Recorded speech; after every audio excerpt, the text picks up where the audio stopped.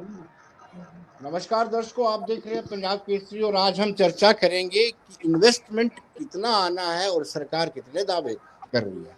Investment को लेकर के सरकार तैयार भी है क्या? इन्वेस्टमेंट को लेकर के इंफ्रास्ट्रक्चर हमारे पास है, पार्क हमारे पास है, रोड कनेक्टिविटी है, इस पर हम चर्चा करेंगे। हालांकि प्रपोज इन्वेस्टमेंट 60,000 करोड़ रुपया है, जिसमें से कहा जाता है कि अंडर एग्जीक्यूशन जो है 10,000 करोड़ रुपये की। चर्चा करेंगे।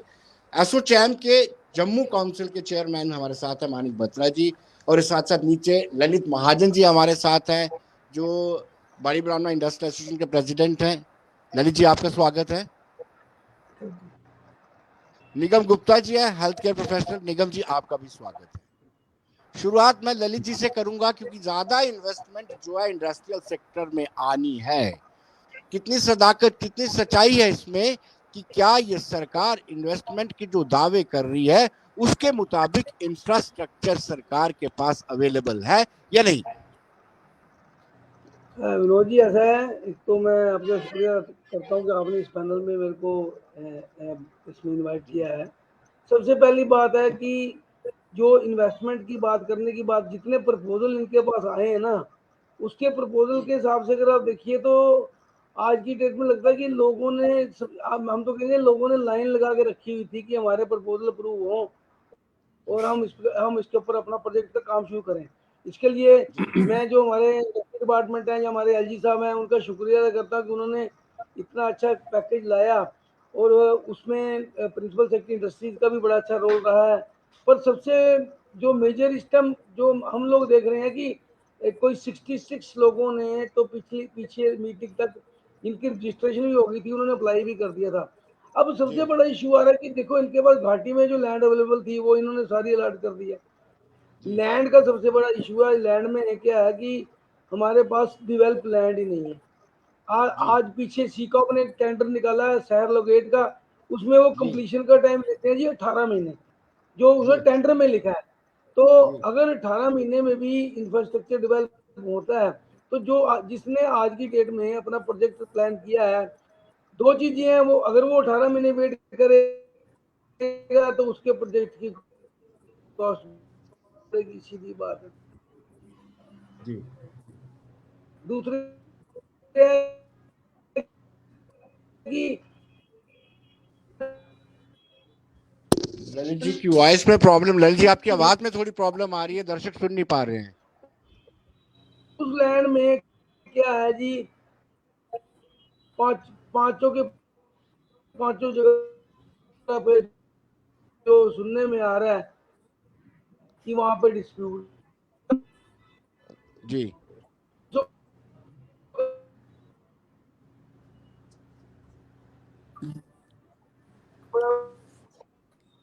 हाँ विनोद जी। ललित जी आपकी आवाज कट कट के आ रही है, काइंडली इसको देखिए क्या है। ललित जी आपके पास वापस लौटते हैं, मैं मानिक जी के पास जाना चाहूंगा। मानिक जी, आप मुझे सुन पा रहे हैं? I am audible? जी बिल्कुल। मैं आपसे ये जानना चाहूंगा मानिक जी कि आपको नहीं लगता है कि पहले सरकार को इंफ्रास्ट्रक्चर तैयार करना चाहिए, और जिस तरीके से गुजरात में होता है, इन्वेस्टर को एक गेस्ट की तरह ट्रीट करते हैं, भगवान की तरह ट्रीट करते हैं, एक दुकानदार जैसे अपने ग्राहक को एक भगवान के रूप में देखता है, वैसे ही यहाँ भी ऐसा माहौल, एटमॉस्फेयर क्रिएट करने की जरूरत है। सर देखें, अगर इन्वेस्टमेंट की बात करें ना तो ओवरवेलमिंग रिस्पांस आया है। जैसा कि ललित जी ने भी कहा कि ऑनरेबल एलजी साहब और ऑनरेबल होम मिनिस्टर ने new central sector scheme launch करी थी, जिसमें बहुत सारे इंसेंटिव्स दिए गए हैं। जोन्स बनाए गए हैं, जोन ए जोन बी, जिसमें 30% से लेकर 50% तक के कैपिटल इंसेंटिव्स हैं। तो मतलब अगर आप बात करें इन्वेस्टमेंट की, तो बहुत ओवरवेलमिंग रिस्पांस आया है गवर्नमेंट को, और इसको एड करने के लिए गवर्नमेंट ने अब वो पॉलिसी लाई है जिसमें चेंज ऑफ लैंड यूज भी हो रहा है, लोग अप्लाई कर रहे हैं, और उसके चलते लोगों ने प्राइवेट इंडस्ट्रियल एस्टेट्स के लिए भी अप्लाई करा है। तो सर देखें, अगर कुछ भी डेवलपमेंट आएगी और जैसे गवर्नमेंट को ओवरवेलमिंग रिस्पांस आया है, तो थोड़ा टाइम तो गवर्नमेंट को भी देना पड़ेगा। बिकॉज क्या है कि पिछले 2 साल से कोविड की भी महामारी का समय निकला है, उसमें भी मतलब कुछ ऐसी चीजें थी जो किसी के हाथ में नहीं थी। सो अगर हम देखें तो हम जैसे अब नेशनल चेंबर है, हम अलग अलग लेवल पे अलग अलग लोगों से इंटरेक्ट करते हैं, तो J&K को लेके बहुत एक पॉजिटिव सेंटिमेंट है इन्वेस्टमेंट के लिए। जी और गवर्नमेंट प्रिपेयर कर रही है और गवर्नमेंट का फोकस भी है कि इन्वेस्टमेंट आए, एम्प्लॉयमेंट जनरेट हो, स्टार्टअप्स आए। इन जो बड़ी इंडस्ट्रीज हैं, इनके आने से एंसिलरी इंडस्ट्रीज बहुत डेवलप होंगी। जी एंसिलरी इंडस्ट्रीज होगी सपोर्टिंग इंडस्ट्रीज जो इन बड़ी इंडस्ट्रीज को सपोर्ट करेंगी। आप हाईवे कनेक्टिविटी देखें, रेल कनेक्टिविटी देखें, J&K की पहले से बेटर होगी। और जैसे अब नया नो एक्सप्रेसवे भी डाउट। अनाउंस किया गया है, तो इन चीज़ों से फ़र्क ज़रूर पड़ेगा। तो आई थिंक जी थोड़ा सा पेशेंस रखना पड़ेगा और चेंजेस दिखने को मिलेंगे आगे फ्यूचर में। निगम जी, आप हेल्थ सेक्टर से जुड़े हुए हैं। हेल्थ सेक्टर बड़ा कमजोर पड़ा हुआ है और कुछ लोगों ने अपनी प्रोडक्शन भी, कुछ बड़ी कंपनियों ने जो एम्प्लॉयमेंट भी जनरेट कर दिया और टैक्स भी पे करते हैं, उन्होंने अपनी प्रोडक्शन कम कर दी है। उनका मानना ये है कि इंसेंटिव तो बहुत बहुत ज़्यादा है, लेकिन इंसेंटिव देने के लिए जो एक्सरसाइज करनी पड़ती है, जो कसरत करनी पड़ती है, वो बड़ी हैवी है। देखिए Vinod ji, thank you very much, आपने मुझे मौका दिया बोलने का। लेकिन मैं आपको एक चीज़ पहले बताना चाहूँगा। J&K में जो इन्वेस्टमेंट मॉडल 2019 में आया था, उस समय हमारे गवर्नर थे सतपाल मलिक साहब। अगर आपको याद भी होगा, अक्टूबर 2019 में एक कश्मीर में इन्वेस्टमेंट समिट भी प्लान किया गया था, जी जो जी किसी जी कारण से उसको फिर बाद में दिल्ली में शिफ्ट किया गया। जी बट किसी भी इन्वेस्टमेंट को अट्रैक्ट करने के लिए अट्रैक्टिव इन्वेस्टमेंट डेस्टिनेशन या एक्सपोर्ट प्लेटफॉर्म तैयार करने की ज़रूरत होती है, जिसमें मैं जी समझता हूँ हमारी सरकार उस लेवल पे अपने आप को प्रोजेक्ट नहीं कर पाई। फॉर एग्जांपल, जो मुझे सुनने में आया कि J&K में जो इन्वेस्टमेंट प्रपोजल था, ये उड़ीसा को कॉपी करके बनाया गया। मैं हेल्थ केयर सेक्टर की बात कर रहा हूँ। जी अगर उड़ीसा की बात करें, उड़ीसा ने एक अपनी टीम जिसका नाम Orissa investment and export promotion office जो है, जी OIEPO, उन्होंने उड़ीसा भवन दिल्ली में जो उनके चीफ रेजिडेंट कमिश्नर हैं, उनकी सदारत में उसको बनाया गया है। हमने राइट हमारी भी रिसोर्सेज बराबर की हैं, हमारे जी रेजिडेंट कमिश्नर दिल्ली में बैठते हैं, बट वो अप्रोचेबल नहीं है, जहाँ उनको इस चीज़ में इन्वॉल्व नहीं किया गया। एक तरफ हम दावे, सरकार हमारी दावे करती है जी हम सिंगल विंडो सिस्टम बना रहे हैं या इस तरह की चीज़ें ला रहे हैं। आज मुझे बताएं, मैं लोकल इन्वेस्टर की बात कर रहा हूँ, उसको भी शायद पूरी तरह से नहीं पता कि इंडस्ट्री डिपार्टमेंट के अलावा बाकी डिपार्टमेंट जिनको आपस में सिंक्रोनाइज करना है, वो प्रॉपर हुए हैं कि नहीं हुए हैं। मैं जी इंडस्ट्री की बात कर रहा हूँ, मैं हेल्थ केयर की बात कर रहा हूँ। मैं जी 3 प्रपोजल हेल्थ केयर इन्वेस्टमेंट के लेके जम्मू कश्मीर में आया, जिसे पहले मुझे बताया गया कि इन्होंने एक अपेक्स कमेटी बनाई है। अपेक्स कमेटी ने बताया मुझे कि ये आप इंडस्ट्री डिपार्टमेंट के पास जाएं। इंडस्ट्री डिपार्टमेंट ने मुझे बोला जी आप पहले उनसे वेट करवा के लाएं। तो वो आने जाने के चक्कर में ही 3-4 चक्कर काट के इन्वेस्टर जो है वो अपना माइंडसेट वो चेंज कर लेता है। माइंडसेट चेंज हो जाता हिमाचल है। में जी जी हमने अखबारों में बड़ा पढ़ा जी 50,000 करोड़, 60,000 करोड़, 3,500 करोड़ की इन्वेस्टमेंट आ गई। लेकिन मुझे पैरेलली, चूंकि मैं हेल्थ केयर में हूँ, मुझे ये भी पता चला हमारी जो एग्जिस्टिंग इंडस्ट्रीज हैं, जिसमें आपकी शायद सिप्ला है, आपकी सन फार्मा है, 2 और कन्फर्म इंडस्ट्रीज हैं, they are running their unit with 1/10 of their capacity, 90% production बाहर ले गए हैं। जी reason best known to our government officials. कुछ जी ना कुछ जी ऐसा कारण है, कुछ मुझे लग रहा है कि शायद उतना एक अट्रैक्टिव प्लेटफॉर्म बनाने में हम लोग कामयाब नहीं रहे।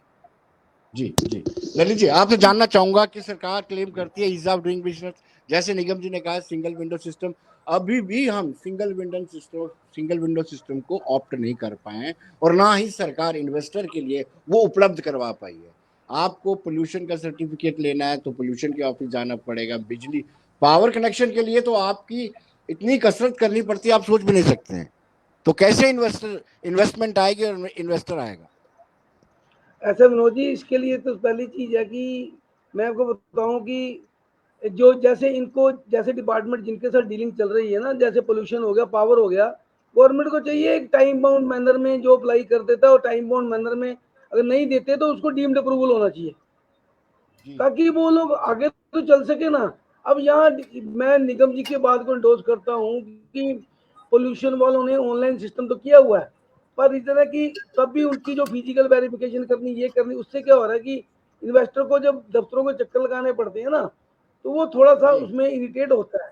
बाकी मैं लैंड जी की बात कर रहा था, तो लैंड की डेवलपमेंट इनको क्या चाहिए कि नो डाउट कि एकदम इनके पास इतनी लैंड की रिक्वायरमेंट आ गई और ये डेवलप करने में लगे हैं, पैसा दे दिया है, तो ये अगर लैंड को टाइम बाउंड मैनर में आउटसोर्स कर दें ताकि आउटसोर्स में कि उनको टाइम बाउंड दे दें, 6 महीने में हमको इंडस्ट्रियल स्टेट बना के दे दो।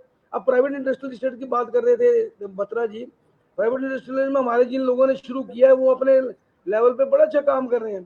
क्या यहाँ मिस्टर भरत चौधरी हैं, उन्हें सांबे के पास लगा रहे हैं, उन्होंने इंफ्रास्ट्रक्चर डेवलपमेंट शुरू कर दिया। देखिए टेंडरिंग प्रोसेस को तो जो है जितना कट शॉर्ट हो सके टर्म की बेसिस पे कॉन्ट्रैक्ट दे दीजिए, पावर की अवेलेबिलिटी दे दीजिए, तो इन्वेस्टर तो इस टाइम तैयार बैठा है पैसा लगाने के लिए। साइड बाय साइड जहाँ लैंड के डिस्प्यूट है उस लैंड के डिस्प्यूट को फास्ट ट्रैक बेस पे उसको सेटल करना चाहिए जी। अब अगर रेवेन्यू डिपार्टमेंट ने किसी को गलत, ये इन्होंने लीगल इश्यूज आ जाते हैं, उस केस में इंडस्ट्री डिपार्टमेंट भी क्या कर सकता है, कोशिश बड़ी लगी है। तो मेरी तो यही एक रिक्वेस्ट है गवर्नर साहब से कि आउटसोर्स करिए। अब जब जैसे शिकॉप ने गेट शहर गेट का, उसमें इन्होंने 18 महीने का टाइम रखा है, आप 18 महीने क्यों कहते हो? अगर 50 करोड़ का टेंडर है उसको बोलो भाई हमको 1 साल में कंप्लीट करके दे दो जी। अगर ये प्रोजेक्ट है तो टाइम बाउंड मैनर में करना एक बहुत बड़ी एक मैक्सिमम चैलेंज है। और जी। मैं कहता हूँ कि जैसे ही कोई ऐसी लगे कि यहाँ पे जी इंडस्ट्रीज को प्लॉट जी की वो अपना काम शुरू कर जी। सकता है। चलिए ललित जी, मानिक जी के पास चलते हैं। मानिक जी, कहीं ना कहीं रिफॉर्म की गुंजाइश रहती है, आपको ये मान के चलना चाहिए कि अभी भी बहुत सारी हैं जिनमें सुधार लाने की जरूरत है। Do you agree? Single window system पूरी तरह से मजबूत नहीं है, नाम का है single window system. Sir single window system में ऐसा है कि गवर्नमेंट ने शुरू किया सिंगल विंडो सिस्टम, उसके बाद अभी पीछे रत्नू जी भी आए थे जो अपने एडिशनल सेक्रेटरी हैं गवर्नमेंट ऑफ इंडिया में, तब ललित जी भी उस मीटिंग में थे। तो उन्होंने बहुत ओपनली फीडबैक लिया कि कहाँ कहाँ प्रॉब्लम आ रहे हैं और गवर्नमेंट उसको करेक्ट कर रही है, सिंगल विंडो सिस्टम को करेक्ट कर रही है। उसमें हमने एसोचैम की तरफ से भी सर को सजेस्ट करा कि एक ग्रीवेंस रिड्रेसल सिस्टम होना चाहिए कि अगर किसी को कोई ग्रीवेंस आ रही है उसमें, तो उसमें कोई प्रॉपर एक ग्रीवेंस रिड्रेसल मैकेनिज्म होना चाहिए, जिसको उन्होंने बहुत अच्छे से लिया। और जैसे ललित जी ने कहा कि एक टाइम बाउंड मैनर में होना चाहिए कि अगर मतलब अगर उस सिस्टम में कोई फाइल लोड होती है तो टाइम बाउंड मैनर में हो, तो उन्होंने उस चीज़ को भी एक्सेप्ट करा है। तो गवर्नमेंट कॉन्स्टेंटली इन चीज़ों पे फीडबैक ले रही है बिकॉज गवर्नमेंट सीरियस है इन्वेस्टमेंट के लिए J&K में। तो मतलब रेगुलरली सेंटर से सेक्रेटरीज और जैसे अपने अभी देखा कि मिनिस्टर्स भी आ रहे हैं, तो ये सब इसलिए आ रहे हैं कि फीडबैक लें और कैसे चीज़ों को इम्प्रूव कर सकें। तो गवर्नमेंट का इंटेंट है इन चीज़ों को अप्रूव करने का। तो जैसे आपने कहा सर, इसमें तो ये एक ऐसी चीज़ है जिसमें कॉन्टिन्यूस इंप्रूवमेंट होती रहेगी, आगे भी कुछ ना कुछ चीज़ें होंगी जो इम्प्रूव होंगी इसमें आगे जाके। मानिक जी, लैंड, पावर और रोड कनेक्टिविटी, ये 3 इश्यूज बड़े इंपॉर्टेंट इशू और इनको एड्रेस करने की जरूरत है। जी जी बिल्कुल। तो गवर्नमेंट सर इसमें अगर आप देखें, जैसे हमारी जो इंटरेक्शंस होती हैं, जैसे अब लैंड यूज चेंज के लिए प्रोसीजर रखा गया है, रोड कनेक्टिविटी पे भी काम हो रहा है। और मतलब सर मतलब ये चीज़ें ऐसी हैं जो गवर्नमेंट की नज़र में भी हैं और इन चीज़ों पे काम हो रहा है। ललित जी और हम लोग कुछ मीटिंग्स में होते हैं जिनमें मतलब इन चीज़ों के बारे में बताया जाता है, और जो हमारे इंडस्ट्रीज डिपार्टमेंट भी हैं वो भी बहुत प्रोएक्टिव हैं। सो आई एम श्योर सर आगे सबको इसमें देखने को मिलेगा आगे जाके कि मतलब काफ़ी रिफॉर्म्स आ रहे हैं इन्वेस्टमेंट अट्रैक्ट, और इन्वेस्टमेंट अट्रैक्ट करना एक चीज़ है, इन्वेस्टमेंट सस्टेन भी होगी उन इनिशिएटिव्स की वजह से। निगम जी, हेल्थ सेक्टर की बात करें तो एक ही जगह पे प्लेयर्स को, प्राइवेट प्लेयर्स को बुलाया जा रहा है। बेहतर नहीं होता कि अलग अलग जगह पे बुलाया जाता और वो अच्छे से कैटर कर सकते थे? Do you agree? आप मुझसे सहमत है? मैं 100% एग्री करता हूँ विनोद जी आपके साथ। सबसे पहले अगर आप Jammu Kashmir health care investment policy को पढ़ें, उसके जो मेन जो इंग्रेडिएंट्स हैं गवर्नमेंट ने बड़ा क्लियरली डिफाइन किया है that poor health care infrastructure is the area of concern. अगर आपका area of concern poor health care infrastructure है, क्योंकि अगर हम जम्मू कश्मीर की बात करें 90+% हमारी डिपेंडेंसी जो है वो गवर्नमेंट के ऊपर है, पब्लिक हेल्थ केयर सिस्टम के ऊपर है। प्राइवेट सिस्टम को जब आप इनकरेज करते हैं, आप एक इन्वेस्टर्स मीट करते हैं, इन्वेस्टर समिट करते हैं दुबई में जाके, क्या आप लोकल इन्वेस्टर्स को उसमें कॉन्फिडेंस में लेते हैं? ये बहुत बड़ा, ये दूसरा एरिया ऑफ कंसर्न है। तीसरा, जैसे आपने बोला एक ही एरिया में आप बना रहे हैं, आप हेल्थ केयर इन्वेस्टमेंट पॉलिसी को क्या इंडस्ट्री को अट्रैक्ट करने के लिए पॉलिसी बनाई गई थी, जहाँ जो हेल्थ केयर सर्विस प्रोवाइडर है उसको अट्रैक्ट करने के लिए बनाई गई थी? ये भी दो पहलू हैं सिक्के के।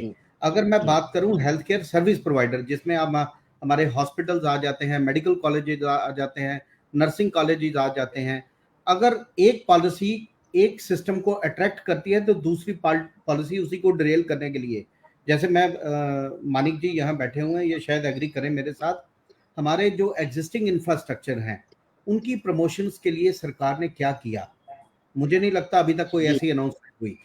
दूसरा, जो हमारी रिटेंशन ऑफ डॉक्टर्स थी, क्योंकि एक बहुत बड़ा जो इस तरह का इंफ्रास्ट्रक्चर जब आता है किसी स्टेट में, तो अगर जम्मू कश्मीर जैसी स्टेट जो ऑलरेडी मतलब शॉर्टेज ऑफ जिसे हम रॉ मटेरियल्स बोल सकते हैं, इसी तरह हमारे यहाँ डॉक्टर्स की बहुत बड़ी स्किल्ड डॉक्टर्स की स्किल्ड स्टाफ की बहुत बड़ी शॉर्टेज है, उसको कवर अप करने के लिए सरकार ने क्या कदम उठाए? आपने एक बाउंड्री वाल के अंदर 4 इन्वेस्टर्स को बोला कि आप अपोलो वाला भी यहाँ आके हॉस्पिटल बना ले, मेदांता वाला भी बना ले। ग्राउंड पे आपने अनाउंस भी कर दिया 3600 कुछ करोड़ के प्रपोजल आए हैं, बट उन प्रपोजल में एग्जीक्यूट कितने हुए? मुझे नहीं लगता अभी तक एक भी हो पाया। ना ग्राउंड पे है, ना कहीं डॉक्यूमेंट्स के ऊपर दिख रहा है। मैं चाहता हूँ, मैं दुआ करूंगा कि हो जाए तो बड़ी अच्छी बात है, बट प्रॉब्लम ये है क्यों नहीं हो रहा है? उसको वो भी तो एरिया ऑफ कंसर्न है ना, जिसपे सरकार को, जहाँ जिस तरह हमारे एसोचैम है, हमारे ललित जी हैं, डिफरेंट ऑर्गेनाइजेशंस हैं जहां बहुत इंटेलिजेंट लोग बैठे हुए हैं, सरकार इनसे मशवरा करे। अगर हम विनोद जी बात करें, हर स्टेट में बजट आने से पहले भी प्री बजट डिस्कशंस होती हैं, बट हमारे यहाँ पॉलिसी आने से पहले जो स्टेक होल्डर से उनसे बात नहीं की जाती, स्टेक होल्डर से बात नहीं की जाती। मैं ललित जी से जानना चाहूंगा, ललित जी आप मुझे ये बताइए कि किसानों प्रोफाइल पहले जो एग्जिस्टिंग यूनिट्स हैं उन पे कंसंट्रेट करने की जरूरत थी। जब आप पॉलिसी फॉर्मुलेट करते हैं तो मुझे लगता है कि स्टेक होल्डर से पहले बात करनी चाहिए, इन्वेस्टर लाने से पहले आपको कॉन्फिडेंस में लेना चाहिए, लेकिन अनफॉर्चुनेट बात यह है कि आपको कॉन्फिडेंस में नहीं लिया जाता है, चाहे प्री बजट मीटिंग्स हो या दूसरी कोई पॉलिसी फॉर्मुलेशन की बात हो। सर ऐसा कि प्री बजट मीटिंग इस साल की जो होनी थी ना, हमको लास्ट को 15 दिन पहले पता चला था कि प्री बजट मीटिंग्स में प्री बजट मीटिंग स्टार्ट हो, पर आज तक हमको कोई इसके बारे में इंटीमेशन तो आई नहीं है। दूसरी चीज क्या है कि जो एग्जिस्टिंग इंडस्ट्रीज हैं, नो डाउट इस पैकेज में जो एग्जिस्टिंग इंडस्ट्री को इंटरेस्ट सबवेंशन का बेनिफिट दिया गया, एग्जिस्टिंग को स्टेट जीएसटी रिइंबर्समेंट हो रही है, टर्नओवर इंसेंटिव है, उससे एग्जिस्टिंग इंडस्ट्री सर्वाइव कर सकती है। पर सबसे बड़ा इशू है कि जो लोग एग्जिस्टिंग सब्सटेंशियल करना चाहते हैं, वो आज की डेट में उनको सब्सटेंशियल पे कोई इंसेंटिव नहीं, सिर्फ एक आप अगर बैंक का इंटरेस्ट दे दोगे तो बैंक के इंटरेस्ट से तो कुछ नहीं होता ना। आज मेरे को बताइए कि नया इन्वेस्टर आ रहा है, वो एक आइटम बनाएगा, उसको 18% आप जीएसटी का रिइंबर्समेंट दे देंगे पूरा जी। और जो पुराना इन्वेस्टर एक्सपेंशन में जाता है एग्जिस्टिंग यूनिट, उसको उसका बेनिफिट नहीं है। तो एग्जिस्टिंग का क्या होगा, एग्जिस्टिंग का नए के साथ ऑटोमेटिकली कंपटीशन हो गया। क्या होगा कि एग्जिस्टिंग को जब सूट नहीं करेगा, एग्जिस्टिंग बंद कर जाएगा। आज एग्जिस्टिंग हमारा इंडस्ट्रियल सेक्टर अराउंड 4 से 5 लाख लोगों को अपना एम्प्लॉयमेंट देता है। नहीं, हम एक्सपेक्ट करते हैं कि नई एम्प्लॉयमेंट भी हमारी 4 से 5 लाख के लोगों की आएगी, उसको हम वेलकम करते हैं। पर गवर्नमेंट को ऐसा मैकेनिज्म बनाना चाहिए कि नया तो चलेगा, एग्जिस्टिंग को भी बचाना है। एग्जिस्टिंग को अब देखिए, एग्जिस्टिंग में एक मैं बहुत बड़ा एक ग्रे एरिया क्या हो गया कि परचेज प्रेफरेंस। आज हमारी किसी जो जितने भी लोकल ऐसे यूनिट है, माइक्रो स्केल यूनिट है, जम्मू में कश्मीर में मिला के सबका परचेज प्रेफरेंस गवर्नमेंट ने खत्म कर दिया हुआ है। अब ई टेंडर जब जेम टेंडर होते हैं या ई टेंडर होते हैं, हम कहते हैं जो बाहर से प्राइस आ रहा है उसके ऊपर हमको टेंडर, हमको तो ऑर्डर दे दो, हम क्वालिटी बजट बनाते हैं। हम हमारी डीएससी में रजिस्ट्रेशन है, अभी भी पावर डिपार्टमेंट क्या करता है, 33% ऑर्डर आप ले लो, 67% हम बाहर प्लेस कर देंगे। ये इस तरह की देखो मार्केटिंग सपोर्ट जब तक एग्जिस्टिंग को नहीं होगी, एग्जिस्टिंग आ जाएगा। आज एक तरफ पाकिस्तान बैठा है, एक तरफ चाइना बैठा है, हम पंजाब की मार्केट में माल नहीं बेच सकते, तो कैसे हम लोग सर्वाइव करेंगे? आज मेरे ख्याल से जम्मू और कश्मीर मिला के 500-700 हज़ार यूनिट होगा जो सिर्फ गवर्नमेंट सप्लाईज पे डिपेंडेंट था, आज सारे खाली बैठे हैं। ई टेंड जो जेम पे पोर्टल पे क्या होता है कि पंजाब में कोई बैठा है, उसके लिए तो जेम की जम्मू कश्मीर की मार्केट एडिशनल मार्केट होगी, वो तो अपने ओवरहेड्स में सप्लाई कर देगा जी। वेयर हम लोग यहाँ बैठे हैं हमारी को पास कोई सप्लाई का सोर्स नहीं है। तो गवर्नमेंट को एग्जिस्टिंग यूनिट को बचाने के लिए एक तो सब्सटेंशियल एक्सपेंशन में उनको जीएसटी का बेनिफिट दे दो ताकि वो सर्वाइव कर सकें, और दूसरे मार्केटिंग सपोर्ट में एटलीस्ट परचेज प्रेफरेंस दी करते हैं क्वालिटी और प्राइस पे। अगर कोई लोकल कम्पीट करता है तो क्यों ना उससे मटेरियल लिया जाए, तो ताकि लोकल को बेनिफिट होगा, तो लोकल एम्प्लॉयमेंट जो, अदरवाइज क्या होगा कि नई एम्प्लॉयमेंट आएगी, पुरानी एम्प्लॉयमेंट चली जाएगी, तो फायदा क्या होगा उसमें। जी मानिक जी, इसमें कोई दो राय नहीं कि सरकार प्रयास कर रही है सर्वाइवल को लेकर के, इंडस्ट्रियलिस्ट और इंडस्ट्री के सर्वाइवल को लेकर के, लेकिन इसमें बहुत सारी अभी और भी गुंजाइश है। मुझे लगता है कि प्राथमिकता जो दी जानी चाहिए थी, जो पहले से चलती आ रही है, क्योंकि इंडस्ट्री कश्मीर में नहीं है तो हुक्मरान हमारे कश्मीर के ही रहे हैं, उनकी ये कोशिश रही है कि इंडस्ट्री इतनी तवज्जो वाली जगह नहीं है या सेक्टर नहीं है जितना तवज्जो वाला टूरिज्म सेक्टर है। तो अब वो मानसिकता को बदलने की मुझे लगता है जरूरत है। बिल्कुल सर, जैसे जैसे ललित जी ने कहा कि मैं भी ललित जी के साथ सहमत हूँ कि जैसे गवर्नमेंट इंसेंटिव्स तो दे रही है वो एग्जिस्टिंग इंडस्ट्री को भी, बट जैसे उन्होंने कहा कि सस्टेन करने के लिए कुछ थोड़ा एडिशनल सपोर्ट चाहिए एग्जिस्टिंग इंडस्ट्री को। हम लोग भी रिप्रेजेंटेशंस देते हैं, ललित जी की एसोसिएशन भी और बाकी जितने चेंबर्स हैं, हम सब लोग रिप्रेजेंटेशंस देते हैं कि local industry hand in hand चलेगी जो भी नई इन्वेस्टमेंट आएगी उसके साथ, बिकॉज लोकल इंडस्ट्री एक तरह से सपोर्ट इंडस्ट्री बनेगी जो नई इन्वेस्टमेंट आएगी। और जैसा कि आपने कहा कि सिर्फ टूरिज्म सेंट्रिक ना रह के बाकी इंडस्ट्री पे भी फोकस करा जाए, तो वो भी बात से मतलब हम लोग एग्री करते हैं। और अगर मतलब सर एक टूरिज्म ऐसा है कि J&K को अगर आप लेके चले तो टूरिज्म एक मेजर सेक्टर तो रहेगा ही रहेगा, एग्रीकल्चर एंड टूरिज्म, बिकॉज माता वैष्णो देवी श्राइन है और मतलब जैसे लोग कश्मीर जाते हैं तो टूरिस्ट तो रहेगा ही रहेगा। और आगे भी गवर्नमेंट नई इनिशिएटिव्स लेके आ रही है, तो हम लोगों ने भी पीछे सजेस्ट करा था कि जम्मू में भी एक टूरिस्ट सर्किट डेवलप होना चाहिए। जैसे कोई अगर आए तो जम्मू में जैसे मानसर है, सनासर है, पत्नीटॉप है, तो इन एरियाज को प्रमोट किया जाए ताकि टूरिस्ट यहाँ ज़्यादा से ज़्यादा रुके। जितना टूरिस्ट यहाँ रुकेगा जम्मू के अंदर, उतना ट्रेड को बेनिफिट और उतना वो मिलेगा, मतलब बढ़ावा मिलेगा यहाँ पे। निगम जी, हेल्थ सेक्टर में प्राइवेट प्लेयर कम तवज्जो दे रहा है जम्मू कश्मीर को, हालांकि स्कोप है जम्मू कश्मीर में, बड़ा स्कोप। उसकी वजह क्या लगती है आपको? उसकी मेन वजह जो मैं समझ रहा हूँ, ये मेरी पर्सनल जाती राय भी हो सकती है Vinod ji, health care investor जो है हमारी जम्मू मार्केट जो है, जम्मू मार्केट सरकार अभी कुछ फैसले लेने में पूरी तरह से नाकामयाब है। जैसे अभी रिसेंट में एक मेडिकल डिवाइस पॉलिसी आई, नेशन वाइड वो पॉलिसी इंप्लीमेंट हुई, हमारे जम्मू कश्मीर में अभी वो इंप्लीमेंटेड नहीं है। सिमिलरली जो हमारा एग्जिस्टिंग हेल्थ केयर इंफ्रास्ट्रक्चर है, गवर्नमेंट की PHCs हैं, मैं अभी हेल्थ केयर इन्वेस्टमेंट पॉलिसी पढ़ रहा था पिछले दिनों, उसमें ये लिखा गया कि जम्मू कश्मीर में 622 के करीब अभी PHCs को और गवर्नमेंट ने बनाना है। आपके बहुत सारे एग्जिस्टिंग स्ट्रक्चर जो हैं वो किराए की बिल्डिंग्स में चल रहे हैं।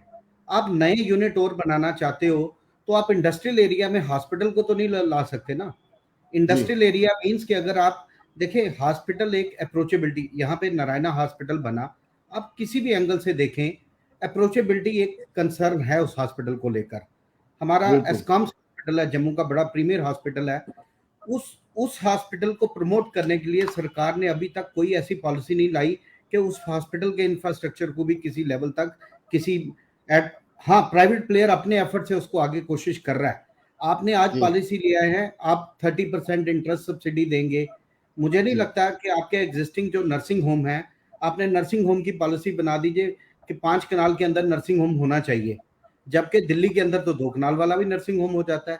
आपने डायग्नोस्टिक की पॉलिसी लाई, डायग्नोस्टिक में आप सरकार के अंदर जो आपके एक्सरे यूनिट चल रहे हैं, जब बाकी चीजें चल रही हैं, ललित जी जैसे बोल रहे थे पोल्यूशन तो आपने ऑनलाइन कर दिया, बट आप प्राइवेट प्लेयर के यूनिट में जाके इंस्पेक्ट करते हो और फिर उसको 10-10 उसकी गलतियां निकालते हो, 6-6 महीने लगा देते हो, वो कब जाके काम करेगा ग्राउंड के ऊपर।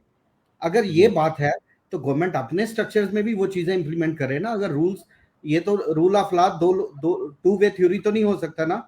अगर एक प्राइवेट प्लेयर को AERB में रजिस्ट्रेशन करवानी है या उसको पोल्यूशन का NOC लेना है तो सरकारी अस्पताल को भी लेना चाहिए ना। अगर आप सरकार में वो उस इंफ्रास्ट्रक्चर को, इसका मतलब वहां भेड़ बकरियों का इलाज थोड़ा होता है अगर आप इतने ही कंसर्न है। सो ऐसे छोटी छोटी चीजें हैं, कुछ पैटी कैश इश्यूज भी हैं जिनको एड्रेस करने की जरूरत है।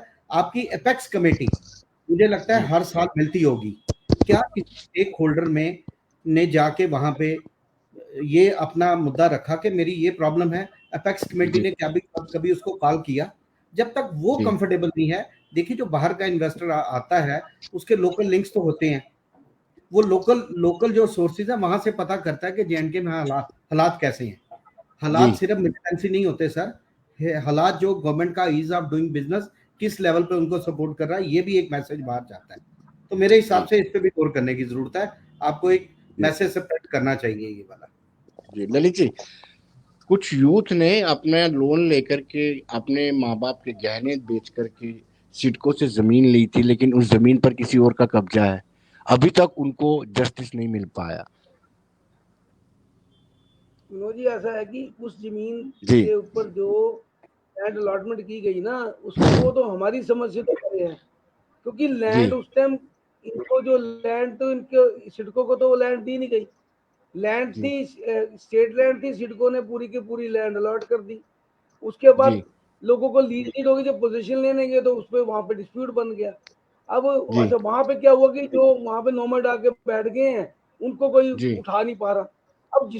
जिन्होंने अपने लड़कों ने, यंग लड़कों ने अपने घर के गहने, तो अपने माँ के गहने बेच के पैसा सिडको में जमा करा दिया। आज सिडको उनको कह रहा जी। है जी आप पैसा वापस ले लो। अब क्यों नहीं, 4 साल हो गए आपको, 4 साल में आप उनको अल्टरनेट इंडस्ट्रियल एरिया में उनको लैंड अलॉट करके दे दो ना, उसमें क्या इशू जी। है। अगर जी। किसी डिपार्टमेंट में ये किया, जब लैंड सिडको की लैंड ही नहीं थी तो आपने 500 कनाल लैंड अलॉट कर दी। ये तो एक बहुत मतलब कि एक बड़ी हैरानी की बात है कि लैंड के डॉक्यूमेंट, आज भी वो लैंड स्टेट ने ट्रांसफर नहीं किया। अब आके उस लैंड पे डीसी, बड़ी मेहनत की गई है इंडस्ट्री डिपार्टमेंट ने, अब आके उस लैंड पे थोड़ा सा हो रहा है। जो जो एनओसी कलेक्ट किए गए हैं, तो हमको उम्मीद है कि विद इन फ्यू डे, 10-15 दिन के या महीने के अंदर ये लैंड इनको मिलनी चाहिए और ये अलॉटमेंट होनी चाहिए।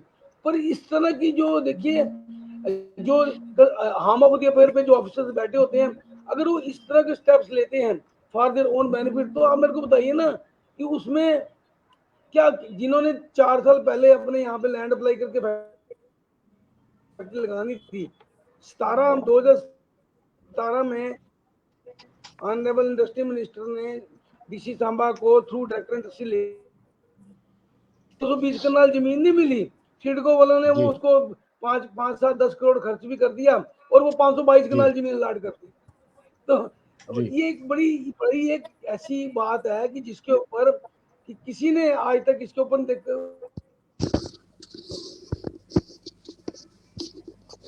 चलिए ललित जी, आखिरी सवाल, समय का अभाव है। बात आखिरी सवाल मैं मानी जी से जानना चाहूंगा। मानी जी, आपको लगता है कि पॉलिसी फॉर्मुलेशन में और बजट फॉर्मुलेशन, बजट बनाने में जो स्टेक होल्डर था, अब एटलीस्ट देखिए ना, उनके लैंड की लीज डीड होगी, इसका मतलब पोर्टल भी जी। डिक्लेयर किया गया, सिडको ने देखा हमारी जी, जी ये मानी लैंड हमारी।